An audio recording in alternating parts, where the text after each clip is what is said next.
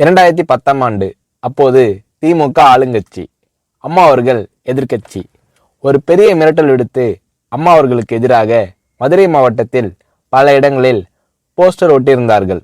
அந்த போஸ்டரில் அம்மா அவர்கள் மதுரைக்கு வந்தால் திரும்பி செல்ல மாட்டார், மதுரைக்கு அம்மா அவர்கள் வரக்கூடாது என்று மதுரை மாவட்டத்தில் பல இடங்களில் அந்த போஸ்டரை ஒட்டி பெரிய மிரட்டல் எல்லாம் கொடுத்தார்கள். அதேபோல் ஜெயா டிவிக்கும் மிரட்டல் தொலைபேசிகள், மிரட்டல் கடிதங்கள் வந்து கொண்டிருந்தது.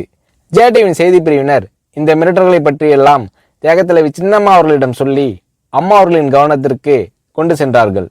அம்மா அவர்கள் துணிச்சல், வீரம், கம்பீரம் இவற்றின் ஒட்டுமொத்த உருவம்.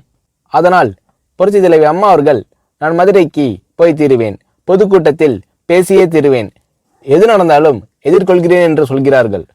ஒரு கட்டத்தில் ஜெயா டிவிக்கு மிரட்டல் எப்படி வருகிறது என்றால், ஜெயா டிவியின் அலுவலகத்தை வெடிகுண்டு வைத்து தகர்ப்போம், அம்மா அவர்கள் மதுரைக்கு வந்தால் ஜெயா டிவியை ஒழிப்போம், இப்படியெல்லாம் நிறைய மிரட்டல்கள் தொலைபேசியின் வாயிலாகவும் கடிதத்தின் வாயிலாகவும் வந்து கொண்டிருக்கிறது.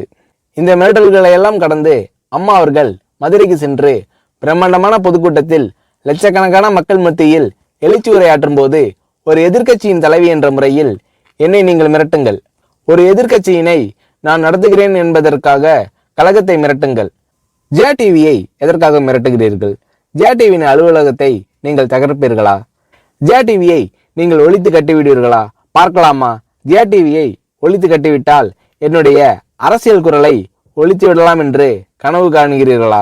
ஜெயா டிவி என் உயிருக்கும் மேலானது, நான் என்னுடைய உயிரை விட அதிகமாக நேசிப்பது, என்னுடைய அரசியல் கரமாக நான் போற்றி புகழ்வது, அதன் மேல் நீங்கள் கை வைப்பீர்களா, பார்க்கலாமா என்று எழுச்சி உரையாற்றினார் புரட்சி தலைவி அம்மா அவர்கள். இப்படியெல்லாம் அம்மா அவர்களின் அன்புக்கும் மரியாதைக்கும் பாத்திரமாக ஜெயா டிவி இருந்தது.